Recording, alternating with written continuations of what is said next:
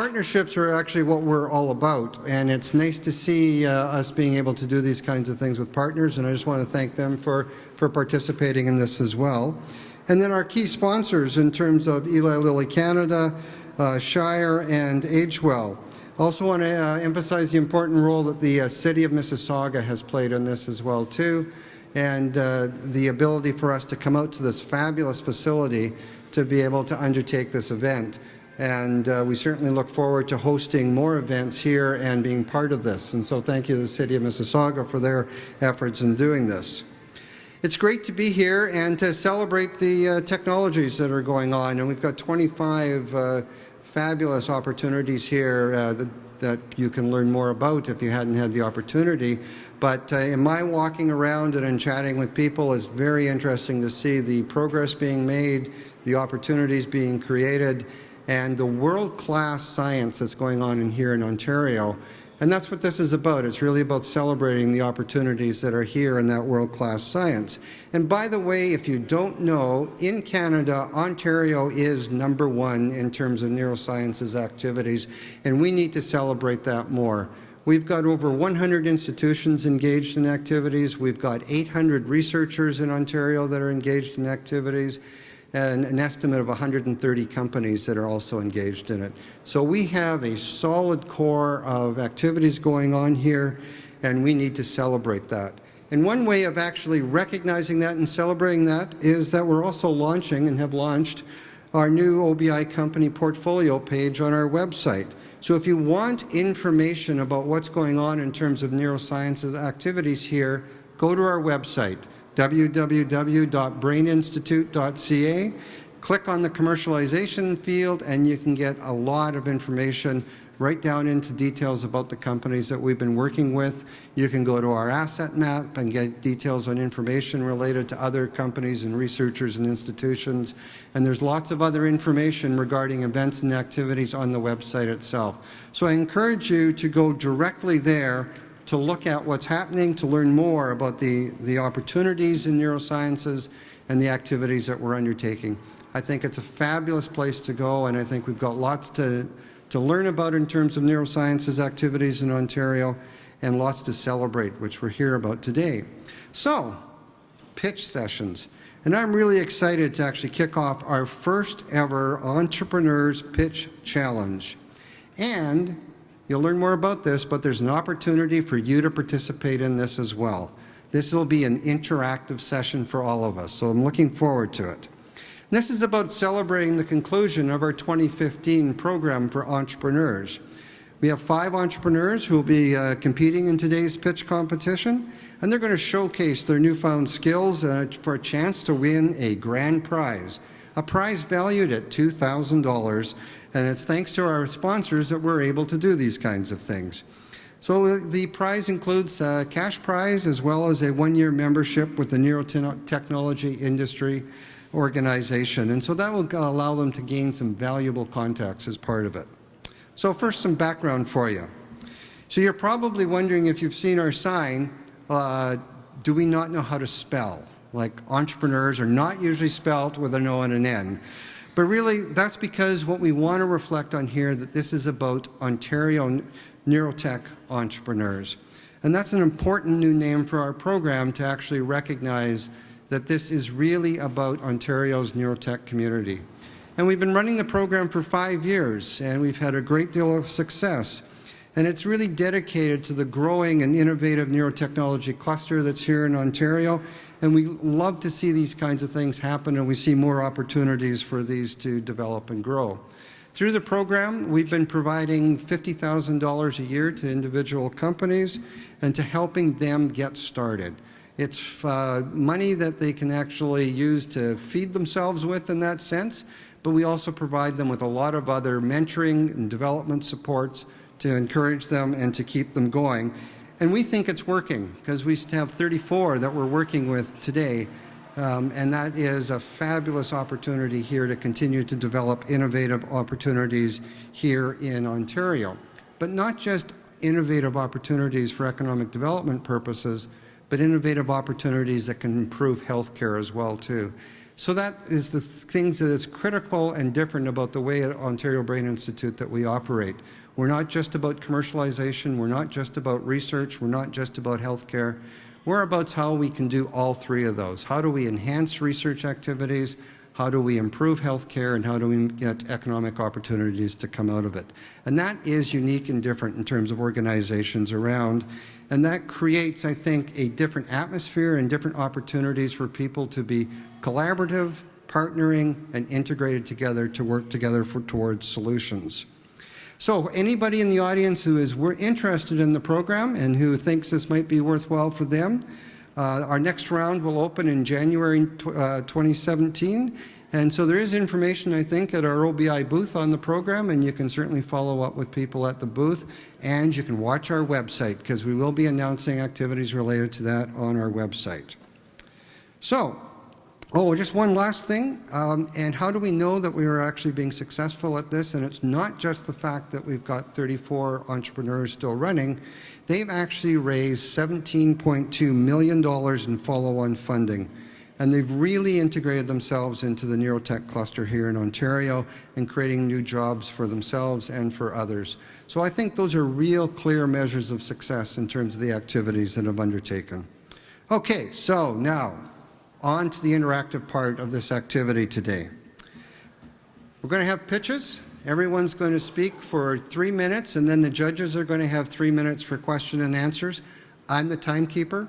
I'm in charge, so I'll make sure people stick to that time frame. But for you, the opportunity comes to actually vote on who you think made the best pitch. So there will be online voting that will come after the last pitch, and there will be a slide up that will have information for you on the web link to be able to do that. And then we'll gather all that information together from the judges and from the votes, and in our public talk at 6:30 tonight, we'll announce who the winner is. So I'm hoping all of you can stay to be part of that activity as well, too. Okay, so let's get on with this. Let's start by introducing who the judges are going to be. Now, I'm hoping they're all here now. Okay, good. That's good. I see Andrew's near now. Okay. So we've got Andrew Yoshioka, president of Senbonki Inc. and advisor at the RIC Center. Andrew, it's always nice to see you. Thank you for coming. Anna Misra, who's executive in residence at Venture Lab. Thank you for being part of this. Armin Fisher, associate director at the Creative Destruction Lab. Thank you for being part of this. And Sue Elliott, co-founder of Virtus Insights and advisor at RIC Center as well, too. Hi, my name is Pooja Vishwanathan, and I'm the co-founder of Braze Mobility. We develop innovative solutions to increase safety and independence of people with mobility impairment. This is a documentary-style video of Joe. He's a wheelchair user in Vancouver, an experienced wheelchair user, but hates going to the grocery store because of this. Now, you can imagine the embarrassment that accidents like these might cause, but that's not the worst that can happen. There are over 1 million power wheelchair and scooter users in the US alone, and according to a report, 20% of them had experienced at least one major collision within the last year, and 11% of these users were hospitalized. Safety is an even bigger concern in the long-term care setting, where a majority of residents have dementia and experience symptoms that can make power wheelchair operation challenging or even impossible. This often leads to an exclusion from the use of power wheelchairs, even when no other alternative for independent mobility exists. I saw this as a violation of a fundamental human right to mobility and independence, and that's why I co-founded Braze Mobility. Our product increases safety, reduces caregiver reliance, and empowers the driver. So how do we do this? You take a regular power wheelchair, simply add on our hardware-software solution, and boom, you end up with a smart wheelchair that can automatically detect obstacles and provide feedback to the driver. This is a demo of our system. Here you can see the sensors attached to the wheelchair, as well as visual feedback being provided to the driver that indicates how close he is to obstacles. We can also offer audio and vibrational feedback, and these system settings can be customized through our smartphone companion app. We've also validated several prototypes that can offer increasing levels of intervention for those who have motor control issues. These versions will be launched later. Our patent-pending technology is more affordable and offers a better user experience in terms of wheelchair adaptability to different wheelchairs, customizability, and multimodality.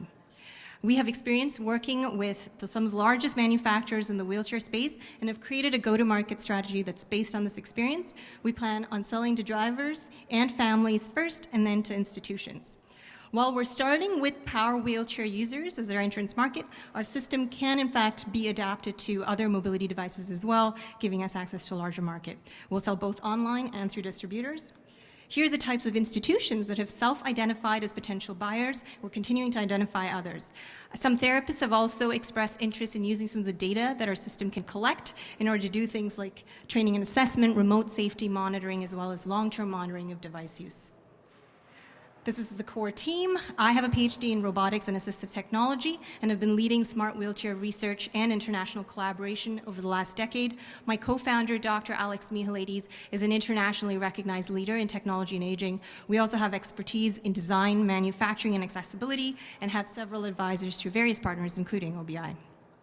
We've recently launched our beta client program where we're working with early adopters in the community, and we're currently negotiating with distributors working towards our first production run mid of next year. Thanks for listening to what Braze Mobility is all about. Be bold, be independent, be safe.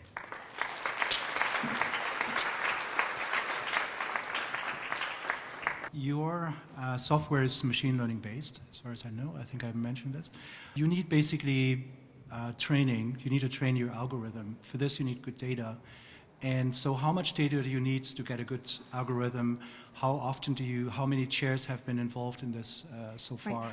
So the first version that we're using actually doesn't involve any big data. It's simply using sensors to detect proximity of obstacles and giving the person feedback.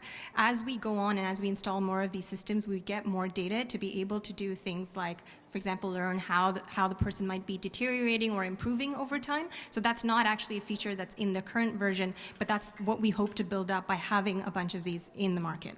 Could you comment on what the interested parties may have described as the minimum threshold before they'd be prepared to buy? Minimum threshold in terms of functionality or? Functionality, validation?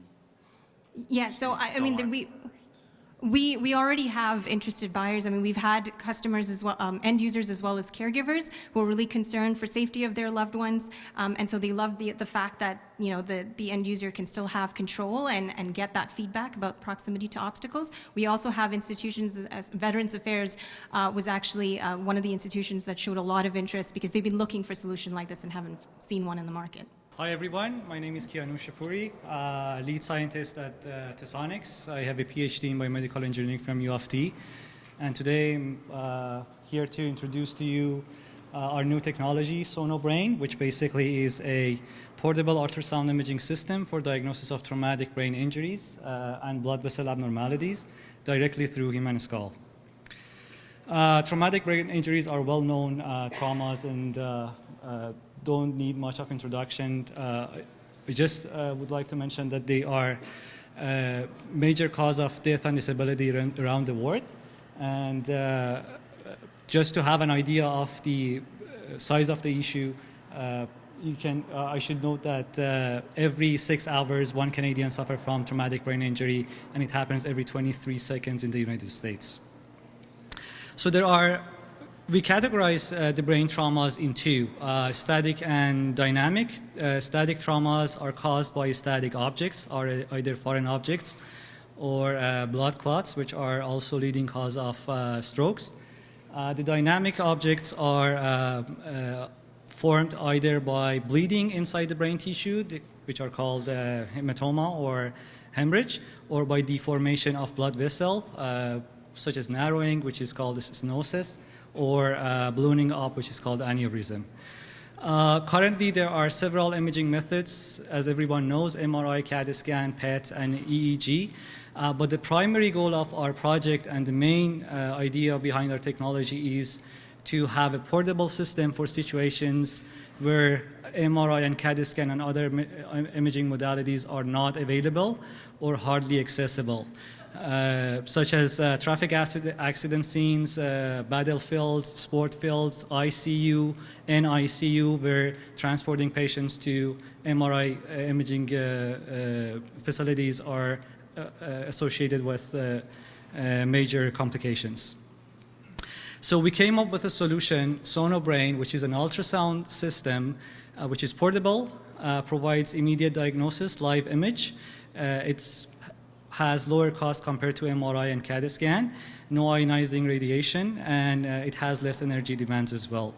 There is no time to go into details, but just to give you an idea about what's behind the technology, the core invention is that we found a solution to bypass dramatic distortions of the skull, which are caused to transmitting ultrasound. So we have a method to compensate for the phase aberration distortion of skull and get informative images of brain tissue directly through the skull, wherever you put the ultrasound probe on the skull. The current status, we delivered a tabletop laboratory prototype about a year and a half ago. Right now we are working on delivering a second prototype, which uses second generation components, electronics and software, hardware as well. I don't know why this is not running, but oops. Okay. This is one example of the kind of image that we get through our prototype. This is a head phantom, which there is a blood vessel abnormality inside it, and you can see that with the probe, we see a 3D image of the blood vessel, and you can immediately see the narrowing, stenosis on the blood vessel. We have a 3D visualization on the bottom as well. So we are working on the portable prototype to be delivered by January, February, and then we'll start the clinical trials at SickKids and Sunnybrook. My time is up. Thank you for your attention.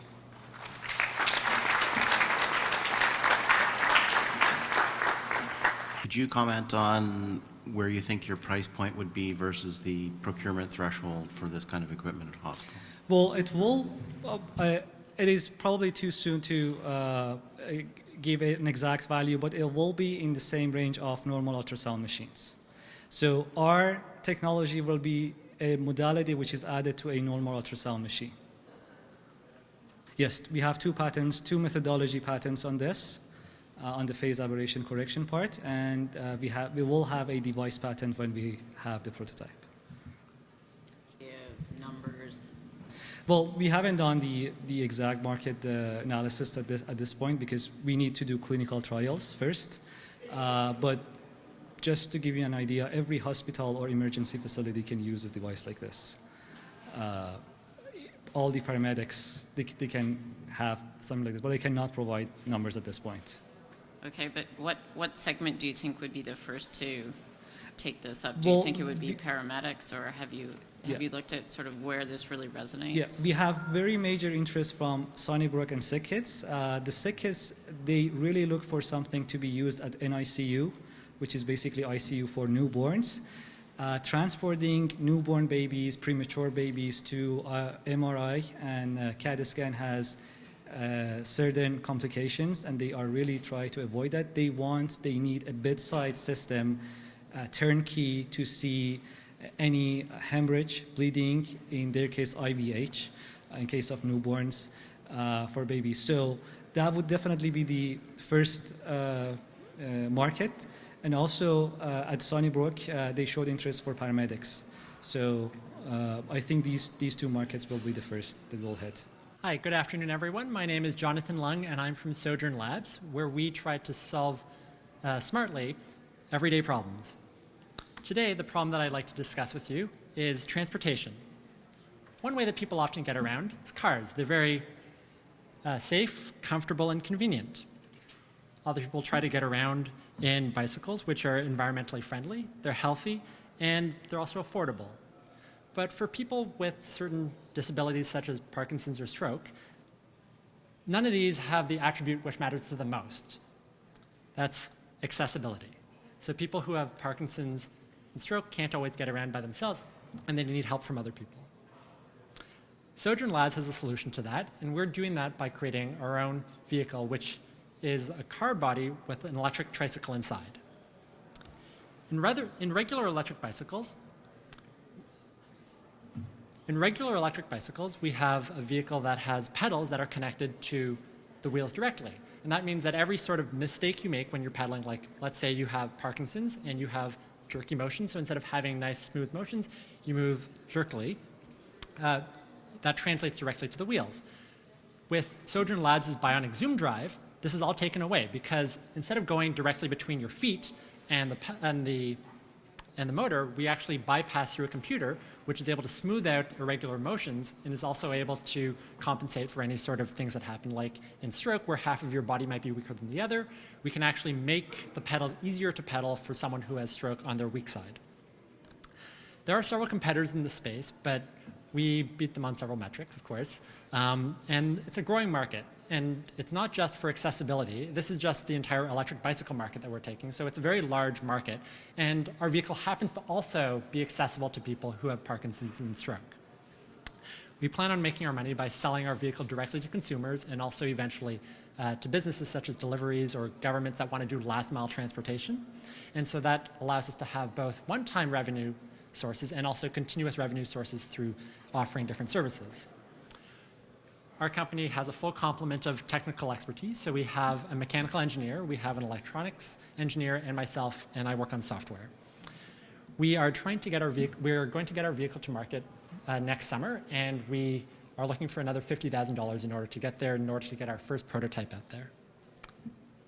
Thank you. The total addressable market size is about $1 billion in North America per year. And we think that the market for vehicles like ours, so even though you can have $1 billion worth of revenue, we think about 150 million per year from North America, and Europe is a similar, if not slightly larger market per year. It's not very difficult for us to go to US. Our vehicle actually satisfies all the regulatory requirements for North America, Europe, Canada, United States, Australia, China. And we do have IP that we're working on getting for different control systems. First of all, ergonomics. We have better ergonomics than some of our competitors who just tack on a shell on top of a vehicle, on top of a bike. But we also have better control systems. So we have a control system such as I described part of it to you earlier, which allows us to have a more lightweight vehicle because we can take a lot of mechanical components out by using more intelligent software, and it reduces the weight, makes it more energy efficient and smoother and more comfortable. Good afternoon, everyone. It's great to see everyone here out to support brain health and innovation, and we need your support. Right now, we are in the dark. If you have a brain injury, and that is many people, it is the leading cause of death and disability in North America, and it costs on average $30 billion. That's just hospital alone, not counting what we lose in terms of productivity and future loss. If you arrive at an emergency room with chest pain, you'll get a battery of tests. Within an hour, we will tell you whether or not you had a heart attack, and we'll tell you how it's going to be treated. You can walk in with a brain injury, and we have no such test. This drove me crazy for years as a clinician, and after 15 years of research and published papers, I thought we have to do the commercialization route to get these innovations to patients. Whether you're someone who's had a car accident, whether you're one of our military personnel who's had a blast injury, or whether one of our professional athletes, the end result is the same. If you arrive in a coma in an intensive care unit, the approach is wait and see. And by waiting, we lose valuable time for brain recovery, and we waste lots of healthcare dollars. BrainsView has decided we're going to take the route of developing a device that will be like your heart attack test. We use a combination of a EEG-based headband, so we measure your brain waves, and we have state-of-the-art software that will convert those brain waves into one number between 0 and 100 that a clinician can track at the bedside to be able to tell families the important question of whether my family member or my child will survive, whether they will recover, and how well they will do. You can come by and see us later, but what we've developed is a prototype that is wireless, dry electrodes that anyone can put on within a few seconds. It is real time, and our studies have shown a validation of this index. The beauty of it, too, is if you get one patient, you can direct treatment for one patient. When you get many, and you upload all of this data into the cloud, you have a big data set that not only can you differentiate different types of brain injury, but before you even arrive in hospital, we'll be able to say, if you are, say, male, 30 years old, and you've been in a car accident, we can already have a plan of treatment. Currently, this doesn't exist. This is our future. We have, animations never work the way you want them to. So we've celebrated 1 year. We have a prototype that we will unveil at the Canadian Critical Care Forum at the end of October. We're sponsoring their Emergency Neuroscience Life Support Day. We hope after that immediate feedback to go to our minimal viable product within the next year, because time is moving here, and then hopefully go to market and see a brand new hope for patients with brain injury in the future. Thank you. Would this be regulated as a medical device? Yes, we have to go through FDA. We've started the process with the pre-discussion, and that'll be part of the next year. And is it eligible for a 510K? Yes, there's a predicate device out there. Absolutely worried, and which is why everyone's on my heels, and myself, I've been pushing for many years. I think one of our advantages is we do have direct line to clinicians, and myself being a clinician background, we can quite easily determine whether or not these algorithms look well to clinicians. The adoption has been actually for all of the competitors, and actually BrainScope was the predicate device that, for Andrew's question, is having clinicians have enough faith in these numbers that computers are generating to actually be believable.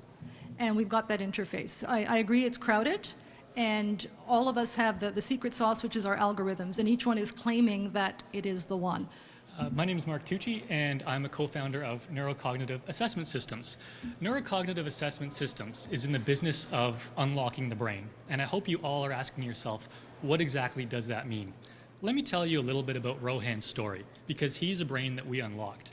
Rohan was in a very tragic accident and sustained very serious brain injury. Rohan was actually in a vegetative state, and his outlook was very, very bleak. However, Rohan received an assessment using the technology behind our company, and what we found was that Rohan was actually in there. And because he was in there, we were able to convince his care team to give him access to rehab and help bring him out. Rohan now lives at home with his wife. He's talking, and he's starting to walk independently on his own. So we unlocked his brain. How did we do that, and what did we do? Well, it turns out that Rohan actually had something called locked-in syndrome. And a patient like Rohan, they can think, they can feel, they can do all the things that we can, but they are unable to communicate with us. So we have to have a way of accessing the brain to understand mental functioning that doesn't rely on behavior and communication. The way that we do this is by combining the EEG with traditional neuropsych testing, neuropsych testing being the gold standard. So what we do is while we're administering those neuropsych tests, we analyze what the brain is saying, completely not relying on behavior. So the brain is doing the talking. We then run that data into our own proprietary algorithms, and we're able to get a sense of what the individual is capable of in terms of their attention, language, memory, all those things that make us us. Now, brain injury is growing here within the province of Ontario. Every year, at least $25 billion are dedicated to it. Our solution is to have a system, a neurocognitive assessment system, in various institutions, including hospitals, rehab facilities. So the way it's going to work, and the way that we're going to make this a business, is to have a very simple system that's portable and user-friendly at various facilities. Then a client will be able to have a test completed on them, and it will cost roughly about $1,500. This is significantly less than it would cost for a traditional neuropsychological assessment. We'll then run the data through our proprietary algorithms and then send back to the client and to their care team an outcome report, and they can determine how they might tailor therapy to that client. We've had a lot of great milestones that we've reached, but we have a lot more to go. So right now our traction includes working with 2 rehab centers here in the GTA. We've also got a prototype that's developed and working, and we have people from all around Canada and the world wanting to have access to our assessment. However, to take it a little bit further, we need to develop an MVP. We need to have a device that's affordable and put it at these facilities. We'll then run a clinical validation trial with the new MVP. And then after that, we'll secure IP for this new device, and then, of course, deal with regulatory approval. Our team is full of experience and passion. I myself am a neuroscientist who have worked with many of these patients and see the struggles that they go to. And Dr. John Connolly is actually one of the inventors of this technology, and he is a big name in this field, and we're going to use it to our advantage. Thank you very much for your time.